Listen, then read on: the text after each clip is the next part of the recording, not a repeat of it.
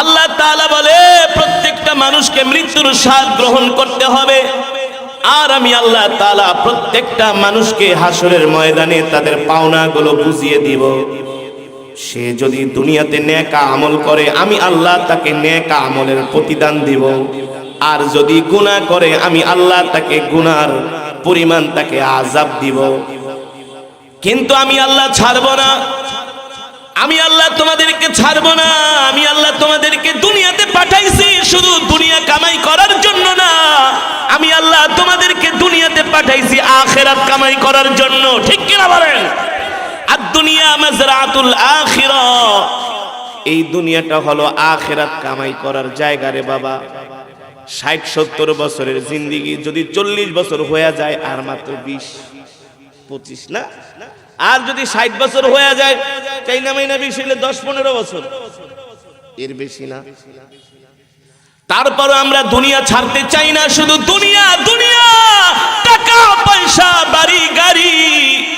আল্লাহ তাআলা বলে না না না, ফামান যুহজিহা আনিন নারি ওয়া উদখিলাল জান্নাতা ফাকাদ ফাজ ওয়ামাল হায়াতুদ দুনিয়া ইল্লা মাতাউল গুরুর।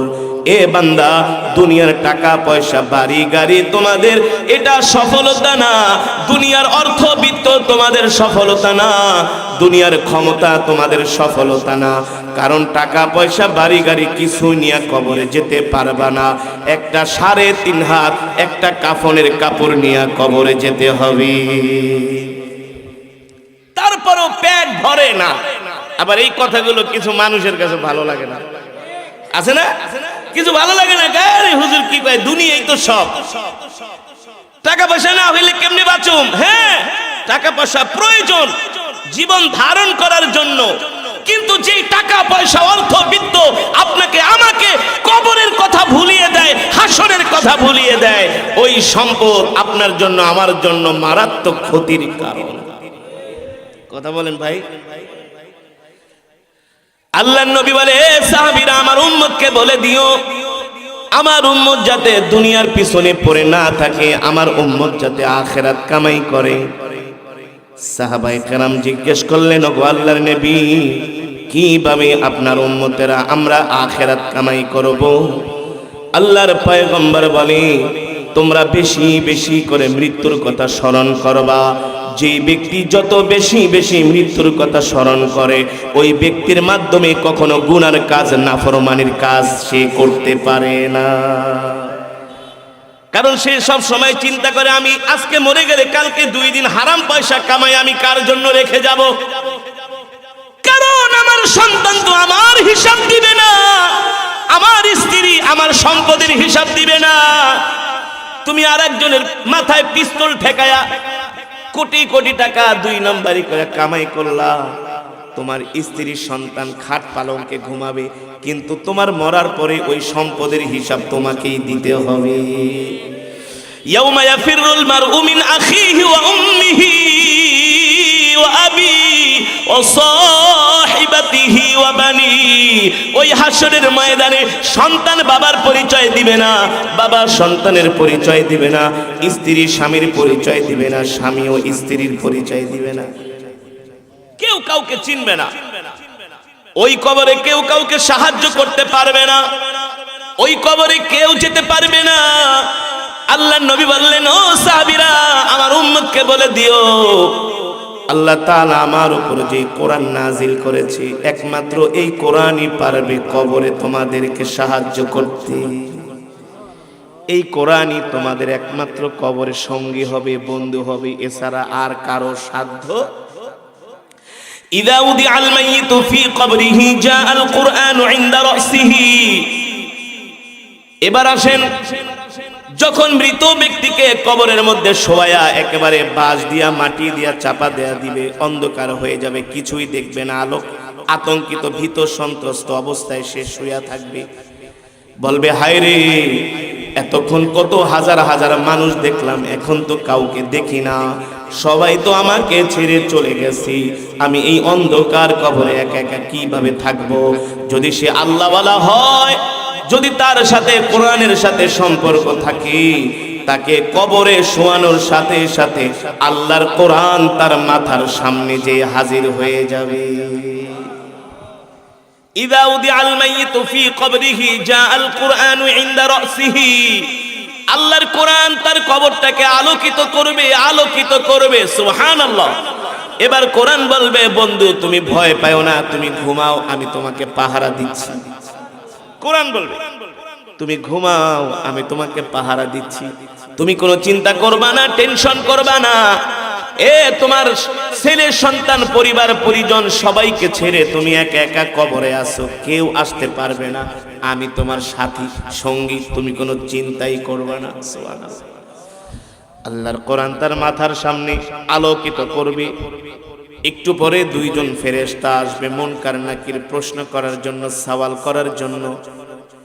দুইজন ফেরেশতা এসে মৃত ব্যক্তিকে বলবে, ওঠো, বসো। আল্লাহর কোরআন বলবে, কেন ডাক দাও? আল্লাহর কোরআন বলবে, কেন ডাকো? দুইজন ফেরেশতা মুনকার নাকির বলবে, আমরা আল্লাহ তাআলার বিশেষ ফেরেশতা, আমাদের কাজ হলো তাকে প্রশ্ন করা, সওয়াল করা। আল্লাহর কোরআন বলবে, এখন কোন প্রশ্ন করতে দেওয়া যাবে না, নট অ্যালাউড, গেট আউট। ফেরেশতারা বলে, এটা আবার কেমন কথা? আমাদের কাজ আমাদেরকে করতে দেন। বলে, না, ঘুমাচ্ছে, ডিস্টার্ব করা যাবে না। সুবহানাল্লাহ। যে ফেরেশতারে ধমক দেয় তার পাওয়ার কত? আপনি চাইলে কি পুলিশের ধমক দিতে পারবেন? সেনাবাহিনীর ধমক দিতে পারবেন? সেই পারে যে তার উপরে, যার পাওয়ার তার চাইতেও কি আরো বেশি। এবার দুইজন ফেরেশতা বলবে, আপনি আমাদের কাজে বাধা দিচ্ছেন। বলে, বাধা থাদা বুঝি না, ঘুমাইতে দাও, আমার বন্ধু ঘুমাচ্ছে। আল্লাহু আকবার। আল্লাহর কোরআন বলবে, বন্ধু তুমি ঘুমাও, তোমার কোনো চিন্তা নাই, আমি কোরআন তোমার সাথে আছি। বন্ধু তুমি কি মনে পড়ে না, শীতের দিনে ঠান্ডা রাত্রে, কনকনে ঠান্ডা রাতে তুমি ঠান্ডা পানি দিয়া ওযু কইরা তাহাজ্জুদে আমাকে তেলাওয়াত করছো? তোমার কি মনে পড়ে না? তোমার কি মনে পড়ে না তুমি আমার তেলাওয়াত শোনার জন্য মাইলকে মাইল রাস্তা জার্নি করে গেছো? তোমার কি মনে পড়ে না তুমি সকাল সন্ধ্যা এমন ভাবে তেলাওয়াত করতা দুনিয়ার সব কিছু ছাইরা দিয়া? তাহলে আমি কোরআন আজকে তোমাকে কিভাবে ছেড়ে দেই? সুবহানাল্লাহ। আমি কোরআন তোমাকে ছাড়বো না, তোমার সাথে আছি। তুমি ঘুমাও, তুমি ঘুমাও। বন্ধু দুনিয়ার জমিনে তুমি আমার জন্য কত মার খেয়েছো, তুমি কোরআনের কথা বলতে যে জেল জুলুমের শিকার হয়েছো, নির্যাতনের শিকার হয়েছো, কিন্তু কোরআন ছেড়ে দাও নাই। কোরআনের হক কথা তুমি বলছো, কোরআনের কথাগুলো মানুষের কাছে বলছো। তাহলে আমি কোরআন তোমাকে কিভাবে ছেড়ে যেতে পারি? তুমি আরাম করে ঘুমাও। এবার ফেরেশতারা বলবে, ঠিক আছে, আপনি আমাদেরকে প্রশ্ন করার জন্য দিচ্ছেন না, তাহলে এবার আপনার পরিচয়টা একটু দেন, আপনার পরিচয়টা একটু দেন।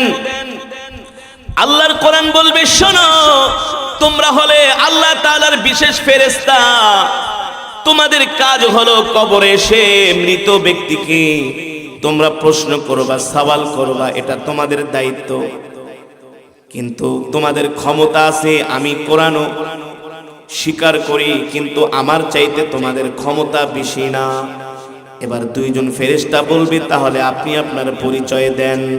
এবার আল্লাহর কোরআন বলবে, তোমরা হলা আল্লাহর বিশেষ ফেরেশতা, আর আমি হলাম স্বয়ং আল্লাহর জবানের কালাম। আমি আল্লাহর জবানের কালাম। আমি ওয়াদা করেছি, যে আমাকে ভালোবাসবে আমিও তাকে ভালোবাসবো, যে আমাকে সংরক্ষণ করবে, হেফাজত করবে, যে আমাকে সিনার মধ্যে ঢুকাবে, যে আমার প্রতিটা কথা মানবে, হুকুম মানবে, বিধান মানবে, আমিও তাকে কবরে পথ দেখায় দেখায় জান্নাতে নিয়ে যাব। কোরআনুল কারীমের 29 পারা একটা সূরা আছে, সূরাতুল মুলক। কোন সূরা? সূরাতুল, হাদিস শরীফে এসেছে, আল্লাহর নবী বলেন, কেউ যদি সূরাতুল মুলক প্রতিদিন বাদাল ইশা, ইশার সালাতের পরে, ইশার নামাজের পরে ঘুমানোর আগে কেউ যদি সূরাতুল মুলকের আমল করে, সূরা মুলক বলে আমি তোমাকে জান্নাতে পৌঁছানোর গ্যারান্টি দিলাম। কোন সূরা? আমাদের আকাবের মুরব্বীরা কোনদিন সূরা মুলক ছাড়ে না, আলহামদুলিল্লাহ। সূরা মুলক বলে আমি গ্যারান্টি দিলাম, যদি আল্লাহ তোমাকে জান্নাত না দেয়, আমি সূরা মুলক আল্লাহর সাথে ঝগড়া করব যে জান্নাত কেন দিবেন না। সূরাতুল মুলক, আল্লাহু আকবার। আল্লাহ তাআলা আমাদেরকে জান্নাতি করার জন্য আল্লাহ তাআলা কত সুযোগ আমাদের জন্য করে দিয়েছে, ঠিক কিনা বলেন? আপনি যদি সূরা ইয়াসিনের তেলাওয়াত করেন ফজরের পরে, সূরা ইয়াসিনের যদি তেলাওয়াত করেন ফজরের পরে, সারা দিনের সমস্ত রিজিকের জিম্মাদারি আল্লাহ তাআলা তার নিজ কুদরতি হাতে গ্রহণ করবেন। সেই দিন আপনি ইন্তেকাল করলে আল্লাহ তাআলা আপনাকে বিনা হিসাবে জান্নাতে প্রবেশ করাবেন। সূরা ইয়াসিনের আমল। সূরা ওয়াকিয়া যদি আপনি মাগরিবের পরে তেলাওয়াত করেন, কোনদিন আপনার ঘরে অভাব আসবে না। অল্প রিজিকেই বরকত পাবেন। আপনি কোটি টাকার মালিক, কিন্তু একটার পর একটা রোগ লাইগাই থাকে। এই ডাক্তারে দেন 20,000, হেরে দেন 50,000, ওরে দেন 1 লাখ, আবার যান 2 দিন পর পর থাইল্যান্ড, সিঙ্গাপুর। ডাক্তার দেখাইতে দেখাইতে অতিষ্ঠ হয়ে গেছেন। অর্থ ঠিকই আছে, কিন্তু বরকত নাই। যে সূরা ওয়াকিয়ার আমল করবে, আল্লাহ তাআলা বলে আমি তার রিজিকের মধ্যে এমন বরকত দিব, অল্প রিজিকেই তার এমন বরকত হবে, তার কোনো অভাব অনটন আসবে না। সুবহানাল্লাহ। আল্লাহুল গনি ওয়া আনতুমুল ফুকারা। আল্লাহ বলে আমি ধনী, তোরা সব ফকির। ধনী কে? আল্লাহ তাআলা। তো কোরআনে তো সব বলে দিয়েছে কিভাবে আপনি জীবন যাপন করবেন, কিভাবে আপনি আপনার পরিবারটাকে সাজাবেন, কিভাবে আপনি আপনার সংসার পরিচালনা করবেন, ছেলে সন্তানকে আপনি কিভাবে মানুষ করবেন, সব তো আল্লাহ কোরআনে বলে দিয়েছে। কিন্তু সেই কোরআন থেকে তো আমরা দূরে সরে গেছি, ঠিক না ভাই? এবার আল্লাহর কোরআন বলবে, শোনো তোমরা আল্লাহর বিশেষ ফেরেশতা, যাও আমি এখন তাকে কোনো প্রশ্ন করার জন্য আমি তোমাদেরকে সুযোগ দিব না। আমি স্বয়ং আল্লাহর জবানের কালাম। এবার ফেরেশতারা চলে যাবে, কোনো প্রশ্ন করার সাহস পাবে না। আল্লাহর কোরআন বলবে, বন্ধু তুমি ঘুমাও। সে ঘুমিয়ে থাকবে। আল্লাহ তাআলা হাসরের মাঠ কায়েম করবে। এবার কোরআন বলবে, তুমি আমার সাথে চলো। জাহান্নামের গেটের কাছে যাবে। জাহান্নামের ফেরেশতারা দেখবে তার সাথে আল্লাহর কোরআন আছে। আল্লাহু আকবার। জাহান্নামের দারোয়ানরা তাকে কোনো প্রশ্ন করার সাহস পাবে না। এবার যাবে মিজানের পাল্লার কাছে, সেখানেও দেখবে আল্লাহর কোরআন তার সাথে আছে। সুবহানাল্লাহ। এবার যাবে পুলসিরাতের কাছে। পুলসিরাত এমন একটা পুল, চুলের চাইতে চিকন, হীরার চাইতে ধার। যেই পুলসিরাতের নিচে থাকবে জাহান্নাম। 1000 মধ্যে 999 জন ছিটকে জাহান্নামে পড়ে যাবে। ওই জাহান্নাম দেখে, পুলসিরাত দেখে ভয়ে কাঁপতে থাকবে। আল্লাহর কোরআন বলবে, বন্ধু ভয় পেও না, আমি কোরআন তোমার সাথে আছি। তোমার হাতটা দাও, আমি কোরআন তোমাকে পুলসিরাত পার করে দিব। এবার 3টা ঘাটি কবরেও আল্লাহর কোরআন থেকে পাহারা দিলেন। জাহান্নামের গেট থেকে বাঁচায় আনলেন। মিজানের পাল্লায় তার কোনো আমলনামা পাল্লায় দেয়া হলো না। পুলসিরাতের পুল পার করে দিলেন। এখন তার জান্নাতে যাওয়ার জন্য আর কোনো ঘাটি নাই, একেবারে মুক্ত, আর কোনো বাধা নাই। এবার আল্লাহ তাআলা তার জন্য এমন একটা জান্নাত রেখেছেন। একজন জান্নাতি ব্যক্তিকে আল্লাহ তাআলা 10টা দুনিয়ার সমান একটা জান্নাত দিবে। সুবহানাল্লাহ। কয়টা দুনিয়ার সমান? 10টা দুনিয়ার সমান একটা জান্নাত দিবে। একজন জান্নাতীর 70টা করে স্ত্রী থাকবে। কয়টা বলতে পারেন হুজুর? এতগুলা স্ত্রী দিয়া কি করব? আরে মিয়া, বিয়ে একটা করছেন, আরো একটা করতে মন চায়, কিন্তু বইয়ের ডরে কয় না, ঘরে গেলে অশান্তি করবে। আমাদের অনেক মুসল্লি আছে, অনেক ভক্তবৃন্দ, হুজুর বিয়াতে একটা করছি, সম্পদের তো অভাব নাই, কিন্তু আর একটা তো করতে মন চায়, এত টাকা পয়সা দিয়ে কি করব, এত বড় বাড়ি গাড়ি দোকান ব্যবসা মার্কেট, কি করব এত সম্পদ, কাকে দিয়ে যাব এত সম্পদ, ছেলে মেয়ে তো একটা দুইটা, আরো দিয়ে একটা বিয়ে করলে যদি সন্তান হয়তো ভাগ করে দেওয়া যেতাম, তো করেন না কেন? হুজুর ঘরে গেলে মায়ের একটাও মাটিতে পড়বে, সব পিঠে পড়বে। আল্লাহর বান্দারা, আল্লাহ তাআলা একজন জান্নাতীকে 10টা দুনিয়ার সমান জান্নাত দিবে। ওই জান্নাতে তো একটা স্ত্রীতে হবে না, এই কারণে আল্লাহ তাআলা প্রত্যেকটা জান্নাতীকে 70টা করে হুর দিবে। সুবহানাল্লাহ। এই যে দুনিয়াতে এত কষ্ট করলেন, কোনদিন আল্লাহর হুকুম ছেড়ে দেন নাই, এক ওয়াক্ত নামাজ ছেড়ে দেন নাই, আল্লাহর কোনো বিধান ছেড়ে দেন নাই, আল্লাহ তাআলা তার বদৌলতে আপনাকে এমন জান্নাত দিবে। কেমন জান্নাত, কেমন জান্নাত, হাদাইকা ওয়া আনাবা ওয়া কাওয়াইবা আতরাবা ওয়া কাসান দিহাকা লা ইয়াসমাউনা ফিহা লাগওয়া ওয়ালা কিযাবা। আল্লাহ তাআলা এমন জান্নাত দিবে, এমন সুন্দর সুন্দর হুর দিবে, যেই হুর কোনোদিন দুনিয়ার চোখ দেখে নাই, যেই হুরদের দিকে তাকাইলে হাড্ডির মধ্যে যে মগজ আছে সেই মগজ পর্যন্ত দেখা যাবে। হুরদের চুলগুলো হবে একেবারে স্বর্ণের কালার, গোল্ড কালার। হুরদের শরীরগুলো হবে এত নরম, এত সফট। কেমন নরম, কেমন সফট, দুধের ডিমের মধ্যে যে একটা হলুদ কুসুম থাকে, ওই কুসুম যেমন নরম, তার চাইতেও হুরদের শরীর হবে আর নরম। আল্লাহু আকবার।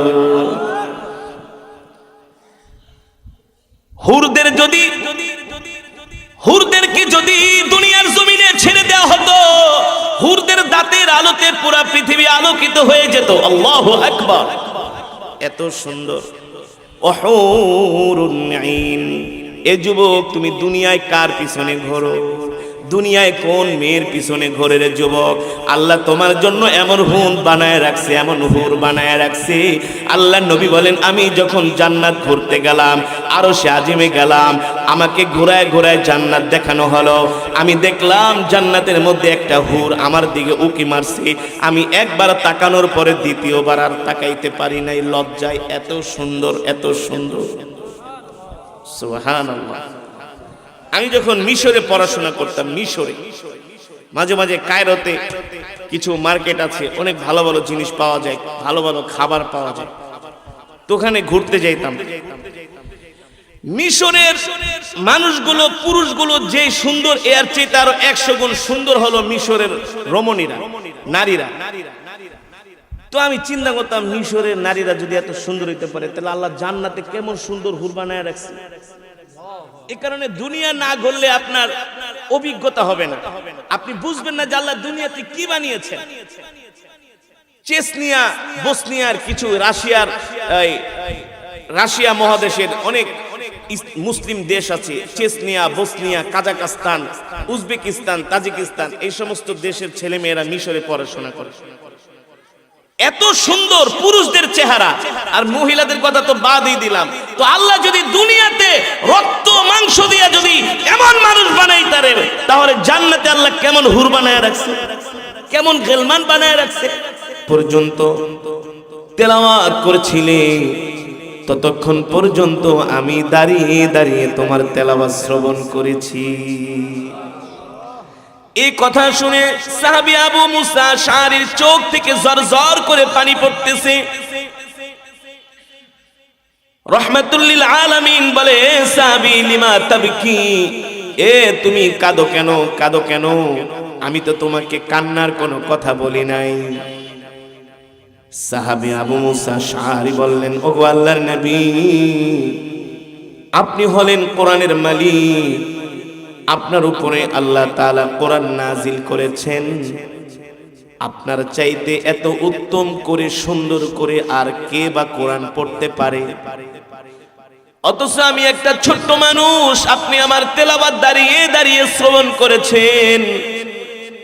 এর চাইতে আমার কাছে আর খুশির খবর, আনন্দের খবর হতে পারে না।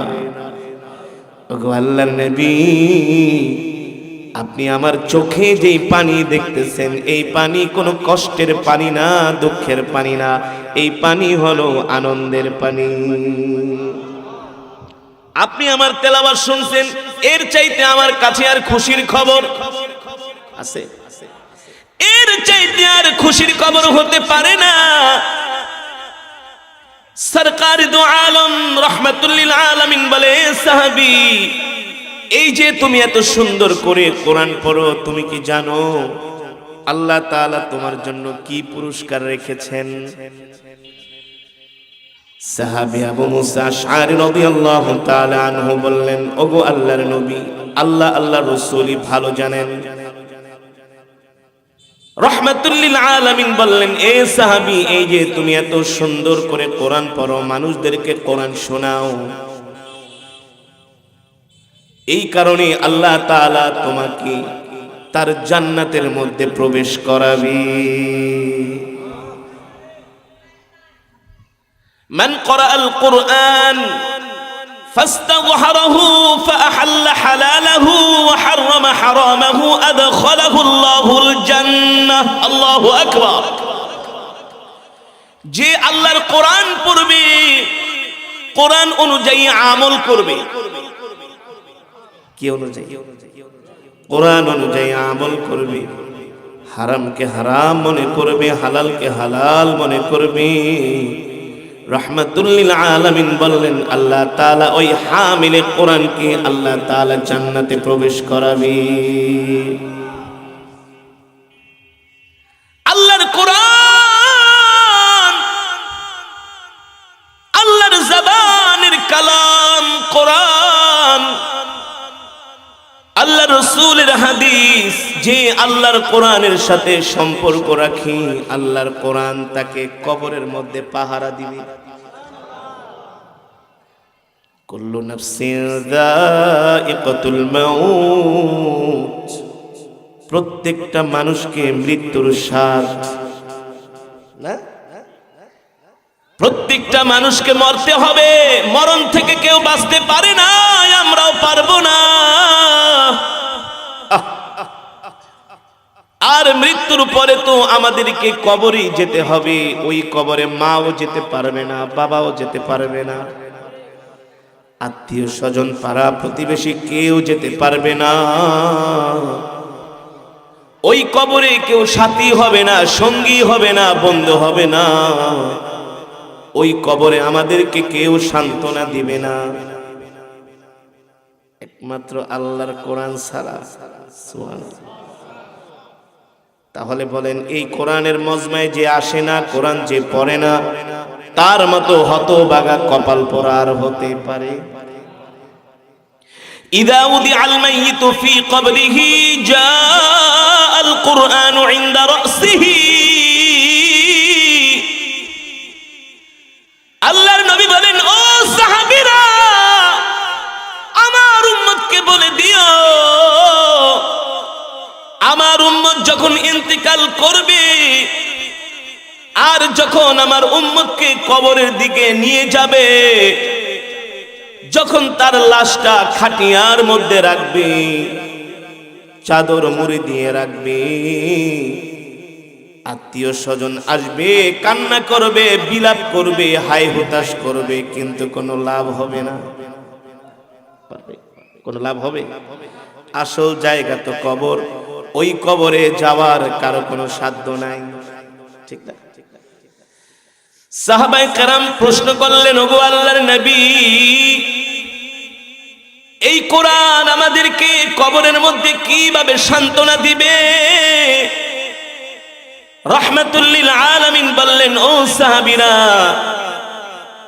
যে এই দুনিয়ার জমিনে সকাল সন্ধ্যা কোরআন পড়বে, কোরআন অনুযায়ী আমল করবে, হারামকে হারাম মনে করবে, সমস্ত গুনাহ থেকে, নাফরমানি থেকে বেঁচে থাকবে, আল্লাহ তাআলার কোরআনের প্রতিটা হুকুম, প্রতিটা বিধান মেনে চলবে, ওই ব্যক্তি ইন্তেকালের সাথে সাথে তাকে যখন কবরের মধ্যে ঢোকানো হবে, প্রবেশ করানো হবে, যখন তাকে কবরের মধ্যে একেবারে ঢুকিয়ে দিবেন, ওই কবরের মধ্যে ঢোকানোর পরে অন্ধকার কবর, নাই কোনো সাথী, নাই কোনো বাতি।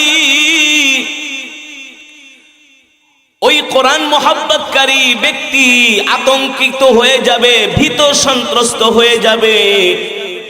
হায়রে, একটু আগেই তো আমি আমার সন্তানকে দেখছিলাম, যেই প্রিয়তমা স্ত্রীর সাথে 60 বছর সংসার করছি, সেও তো ছিল না।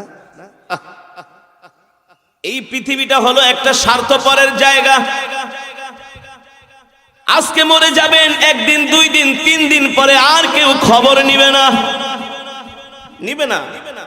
গিভ এন্ড টেক, যতদিন দিবেন ভালো, দিবেন না তো ভালো না।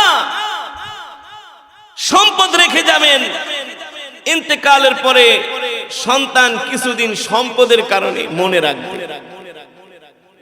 নেককার সন্তান না হলে কেউ আপনার খবর নিবে না, মনেই করবে না।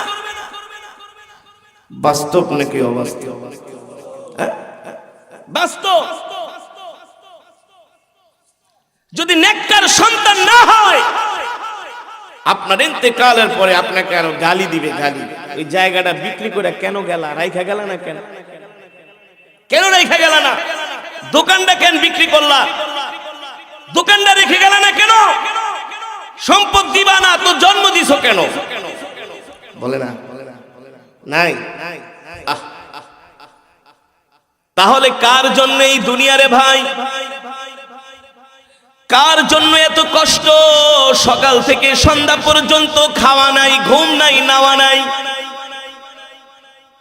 শুধু দুনিয়ার ধান্দা, ধান্দা, দুনিয়ার টাকা পয়সার পিছনে ঘোরা, সম্পদের পিছনে ঘোরা, বিল্ডিং বানানোর পিছনে ঘোরা, দামি গাড়ি কেনার পিছনে ঘোরা। চোখ ভরা সম্পদের অভাব নাই, তারপরও তারও আরো জায়গা দরকার না? আমার এলাকায় একজন আছে, সুদের টাকা নিয়ে জমি কিনে কয়েক কোটি টাকার সম্পদ আছে, কয়েক কোটি টাকা। তারপরে বলো এই জায়গাটা হলো আমার কলিজা, এই জায়গাটা না কিনতে পারলে আমি আরামে ঘুমাইতে পারবো না। এ ভাই, দুনিয়ার সম্পদের পিছনে এত পাগল হয়েছো, কারণ কি? কারণ কি? দুনিয়াটা তাকে একেবারে গ্রাস করে ফেলেছে। দুনিয়ার মোহ, দুনিয়ার ভালোবাসা তার মধ্যে এমন ভাবে ঢুকে গেছে। নাউযু বিল্লাহি মিন শুরুরি আনফুসিনা ওয়া মিন সাইয়্যাতি আমালিনা মান ইয়াহদিহিল্লাহু ফালা মুদিল্লা লাহু ওয়া মান ইউদ্লিলহু ফালা হাদিয়া লাহু ওয়া নাশহাদু আন লা ইলাহা ইল্লাল্লাহু ওয়াহদাহু লা শারীকা লাহু ونشهد أن سيدنا ومولانا محمدا عبده ورسوله الذي أرسله بالحق بشيرا ونذيرا وداعيا إلى الله بإذنه وسراجا منيرا.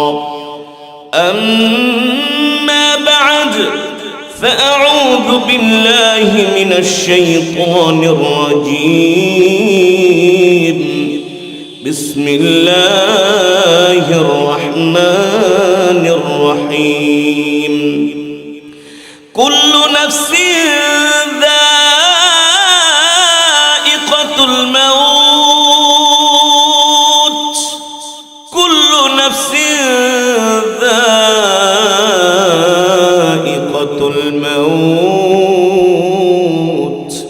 وإنما توفون أجوركم يوم القيامة فمن زحزح عن النار وأدخل الجنة فقد فاز وما الحياة الدنيا إلا متاع الغرور. قال رسول الله صلى الله عليه وسلم الدنيا مزرعة الآخرة أو كما قال النبي صلى الله عليه وسلم فقد قال الله تبارك وتعالى في شان حبيبه ومحبوبه مخبرا وآمرا إن الله وملائكته يصلون على النبي يا أيها الذين آمنوا صلوا عليه وسلموا تسليما নামাজের দুরুদ ইব্রাহিম পড়ি একবার দুরুদ শরীফ পড়লে আল্লাহ তাআলা 10 বার রহমত নাজিল করেন কয়বার সাথে সাথে আল্লাহ তাআলা 10টা গুনাহ maaf করে দেয় সুবহানাল্লাহ জান্নাতে যাওয়ার জন্য রব 10 কদম রাস্তা আগায় দেয় আল্লাহর নবী বলে উম্মত জান্নাতে আমার কাছাকাছি যদি থাকতে চাও বেশি বেশি আমার নামে দুরূদ পড়ো আল্লাহ তাআলা জমিনের মধ্যে কিছু ফেরেশতা পাঠায় দেয় ওই ফেরেশতারা পাখির মতো ঘুরতে থাকে উড়তে থাকে যেখানে দুরূদের ঘেরান পায় সেখানে ফেরেশতারা হাজির হয়ে যায় আর জোরে বলেন সুবহানাল্লাহ ইশক দিয়া মোহাব্বতের সাথে বলেন সুবহানাল্লাহ রাসূলের আশিকরা যখন রাসূলের নামে দুরূদ পড়ে এই দুরূদ নিয়ে সরাসরি রওজায়ে আতহারে হাজির হয়ে যায়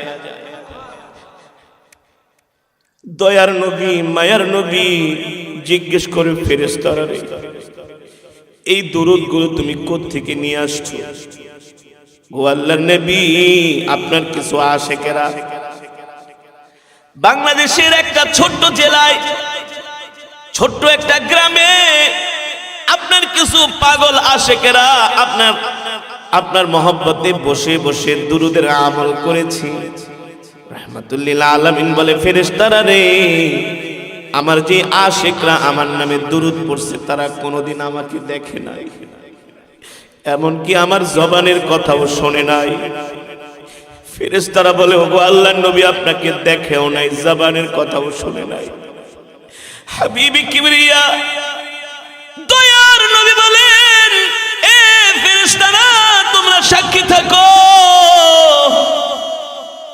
আমার যে উম্মত আমাকে না দেখে আমার নামে দুরূদ পড়েছে আমি সেই উম্মতের চেহারাগুলো একটু দেখতে চাই ফেরেশতারা আমাদের চেহারাগুলো সরকারে দো আলমের সামনে তুলে ধরে আল্লাহর নবী বলে ফেরেশতারা রে যে উম্মত আমাকে ভালোবাসা দুরূদ পড়ছে সেই উম্মতকে ছাড়া আমি নবী জান্নাতে যাব না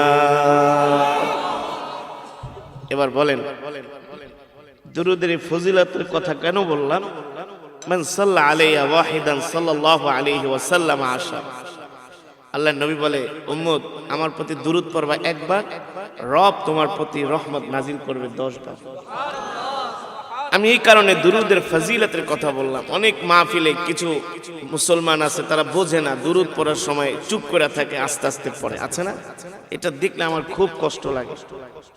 খুব কষ্ট লাগে আরে আপনি যদি পেয়ারা নবীজির শানে দুরূদ যদি আবেগ দিয়ে মোহাব্বত দিয়ে পড়তে না পারেন আপনি কেমন রাসূলের উম্মত ঠিক না বলেন রাসূলের নামে দুরূদ পড়ার সময় মানুষ বলবে এটা রাসূলের একটা পাগল আশেক পাগল হয়ে যায় বেকরার হয়ে আমি দেখেছি আমাদের মুরব্বীরা আল্লামা শাহ আহমদ শফি রহমতুল্লাহ আলাইহি তিনি দুরূদ পড়লে তার সামনে কোনো নাতে রাসূল গাইলে সে ছোট বাচ্চার মতো তার চোখ দিয়ে ঝরঝর করে পানি পড়ে আল্লামা জুনায়েদ বাবুনগরী রহমতুল্লাহ আলাইহি এত রাগী মানুষ ছিলেন কিন্তু তার সামনে কেউ যদি একটা নাতে রাসূল গাইতো সে একেবারে ছোট বাচ্চার মতো আস্তে করে একদম কান্না করে করে সে নাতে রাসূল শুনতো এত রাসূলের প্রতি ভালোবাসা আমরা জান্নাতে যাব আমাদের কোনো আমল আছে বলেন আছে এই নামাজ দিয়ে কি আমরা জান্নাতে যেতে পারবো কোনোদিনই সম্ভব না। এই তেলাওয়াত দিয়ে কি আমরা জান্নাতে যেতে পারবো? কোনোদিনই সম্ভব না। আমাদের আমল আমাদেরকে জান্নাতে নিতে পারবে না। আমাদের দান সাদাকা আমাদের জান্নাতে নিতে পারবে না, কারণ আমাদের সব আমলের ভিতরে কমজোরি, সব আমলের ভিতরে কিছু না কিছু ভুল ত্রুটি আছে, ঠিক কিনা বলেন? রব যদি একটা ভুল ধরে বাঁচার কোনো উপায় আছে? কিন্তু আপনাকে আমাকে তো সুপারিশ করে সাফায়াত করে জান্নাতে নিবেই, কলিজার টুকরা নেবেই। তার প্রতি মহব্বতে দুরূদ পড়ার দরকার আছে কি আছে না? এখন আমরা মহব্বতে দুরূদ পড়ব আওয়াজ করে করে, ইনশাআল্লাহ। পড়েন আল্লাহুম্মা সাল্লি আলা মুহাম্মদ ওয়া আলা আলি মুহাম্মদ কামা সাল্লাইতা আলা ইব্রাহিম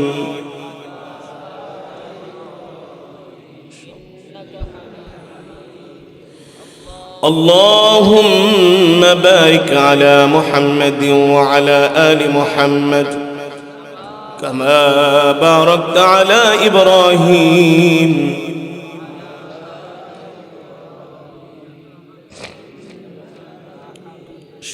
ما شاء الله ما شاء الله الله تعالى شكل الدرود کے قبول کرو بلغ العلا بكماله كشف الدجى بجماله حسنت جميع خصاله صلوا عليه وآله আসুন হৃদয় উজাড় করে আল্লাহর প্রেমে জিকির করি।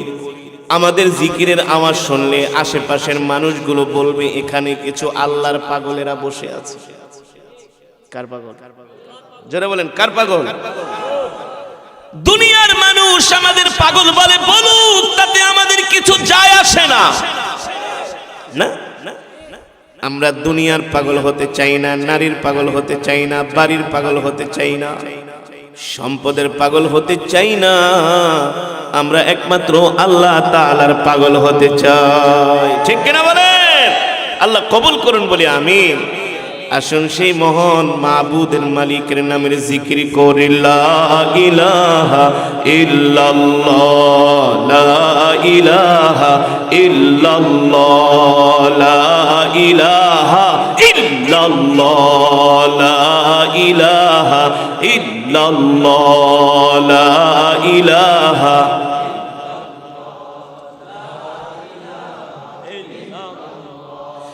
لا إله إلا الله لا إله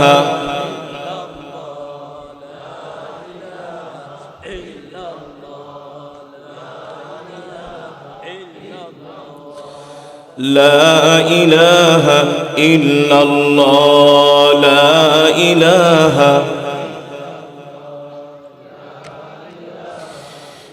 لا ইলাহা ইল্লাল্লাহ মুহাম্মাদুর রাসূলুল্লাহ। মুহাব্বতের সাথে বলি সাল্লাল্লাহু। আলহামদুলিল্লাহ, আল্লাহ তাআলার দরবারে লাখো কোটি শুকর যে আল্লাহ তাবারাকা ওয়া তাআলা, আল্লাহ জাল্লা শানুহু আম্মা নাওয়ালুহু, তাহের ফকির কান্দি দানেশ মোল্লাবাড়ি স্থানীয় যুব সমাজের উদ্যোগে একদিন ব্যাপী এক বিরাট আজিমুশান দোয়ার ও মাহফিল, উক্ত মাহফিলের সম্মানিত সভাপতি, প্রধান অতিথি, মঞ্চোপবিষ্ট হযরত উলামায়ে কেরাম, তলাবায়ে আযম, আমার সামনে বসা আমাদের মাথার তাজ মুরব্বিয়ানে কেরাম, পর্দার অন্তরালে সম্মানিত মা ও বোনেরা, সেই মহান রব্বে করিমের দরবারে লাখো কোটি শুকর যে মহান রব আমাদেরকে দয়া করে মায়া করে আজকের এই কোরআনের মাজমা জান্নাতের বাগানে আসার তৌফিক দিয়েছেন, সুযোগ করে দিয়েছেন। এই জন্য আমরা শুকরিয়া তান আদায় করি আলহামদুলিল্লাহ। মাগরিবের পরে আজকের এই মাহফিলে এসে খুশি নাকি বেজার? তাহলে আরেকবার বলেন আলহামদুলিল্লাহ, আল্লাহু আকবার। আল্লাহর বান্দারা, আপনারা কি আজকের এই মাগরিবের পরের অধিবেশনে এসে কি ঠকছেন নাকি জিতছেন? কেমন জিতছেন এটা নিজেও কল্পনা করতে পারেন। যদি আশেপাশের মুসলমানরা, যুবকরা যদি বুঝতো যুবকরা যদি বুঝতো, আল্লাহর কসম করে বলি, আশেপাশের যারা এখনো মাইকের আওয়াজ যতটুকুন পর্যন্ত যাচ্ছে তারা যদি বুঝতো, হাঁটতে না পারলেও তারা হামাগুড়ি দিয়ে কোরআনের মজমায় আসতো। কেন? মাজালিসুল ইলম রাওদাতুম মিন রিয়াদিল জান্নাহ, এটা হলো একটা জান্নাতের বাগান। যতক্ষণ থাকবেন, বসবেন, আল্লাহ তাআলার অগণিত রহমতের ফেরেশতারা আমাদের জন্য মাগফিরাতের দোয়া করতে থাকবে। অগণিত ফেরেশতা সুবহানাল্লাহ মাহফিলের চতুর্পাশে দাঁড়িয়ে বলছেন, আল্লাহুম্মা গফির ওয়ারহাম, রব আপনি আপনার এই বান্দাগুলোকে মাফ করে দেন। এ ফেরেশতা, আমার বান্দাদেরকে আমি মাফ করব বলতিছিস, কারণ কি? বলে আল্লাহ, তারা দুনিয়ার সমস্ত কাজ বাদ দিয়া কোরআনের তেলাওয়াতের আওয়াজ শুনে আর ঘরে থাকতে পারে নাই। এই কোরআন না আপনার জবানের কালাম, যারা কোরআন শুনতে আসছে আপনি তাদেরকে মাফ কেন করবেন না? সুবহানাল্লাহ। আমি কোরআনের তেলাওয়াত করেছি। সূরা হাশরের মধ্যে আল্লাহ তাআলার এমন কিছু নাম আছে, আল্লাহ, যে নামগুলো ধরে দোয়া করলে আল্লাহ তাআলা নিঃসন্দেহে দোয়া কবুল করে। আসসালাম, আল মুমিন, আল মুহাইমিন, আল আজিজ, আল জব্বার, আল মুতাকাব্বির, সুবহানাল্লাহ। এই নামগুলো যদি আপনি পড়ে পড়ে দোয়া করেন, আল্লাহ তাআলা দোয়া কবুল করবে। আমরা সূরা হাশরের আমল করেছি, আমি তেলাওয়াত করেছি, আপনারা শুনেছেন। এক এক হরফে কমপক্ষে 10টি করে নেকি পেয়েছেন। এক এক হরফে, পুরা তেলাওয়াতে না, এক এক। আর সূরা হাশরের আমলের সওয়াব তো আছেই, সুবহানাল্লাহ। সারা রাত আমাদের আমল নামায় নেক শুধু লিখতেই থাকবে আমল করার কারণে। তো এই আমল থুইয়া কোনো মুসলমান ঘরে বসে থাকতে পারে? জোরে বলেন, পারে? যেটা দুনিয়াদার, যার শুধু টাকা পয়সার ধান্দা, দুনিয়ার ধান্দা, দুনিয়াতে একেবারে পাখির মতো উড়ে, মনে করে এই দুনিয়া ছেড়ে আর যাবে না, সেই মুসলমান ঘরে বসে থাকতে পারে, চায়ের দোকানে বসে থাকতে পারে। কোন মুমিন আল্লাহর কোরআনের আওয়াজ শুনে ঘরে বসে থাকতে পারে না, ওটা মুমিন হতে পারে না, পারে না। বুঝো কোরআন কি? যে কোরআন আল্লাহর নবী নিজে দাঁড়ায় দাঁড়ায় শুনছে। নবীজি রাহমাতুল লিল, কথা বলেন, রাহমাতুল লিল। যে নবীর উপরে কোরআন নাজিল হয়েছে, যার উপরে কোরআন নাজিল হয়েছে, স্বয়ং সে দাঁড়িয়ে দাঁড়িয়ে কোরআন শুনেছে।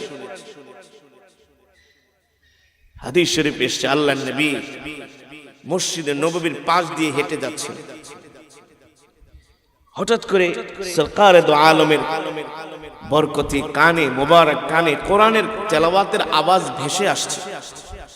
আল্লাহ নবী সারা আরো সাথে সাহাবী ছিলেন। রাহমাতুল লিল আলামিন তেলাওয়াতের আওয়াজ শুনে সাথে সাথে জায়গায় দাঁড়ায় গেলেন। আল্লাহ নবী সাহাবীদেরকে বললেন, কিফ, এই সব দাঁড়াও। যেখানে নবীজি দাঁড়ায় গেছেন, সাহাবীরা কি আর সামনে কদম বাড়ানোর সাহস আছে? আল্লাহ নবী বলে, এই এত চমৎকার কণ্ঠে কোত্থেকে কোরআনের তেলাওয়াতের আওয়াজ আসে? এত শ্রুতি মধুর কণ্ঠে, হৃদয়গ্রাহী কণ্ঠে।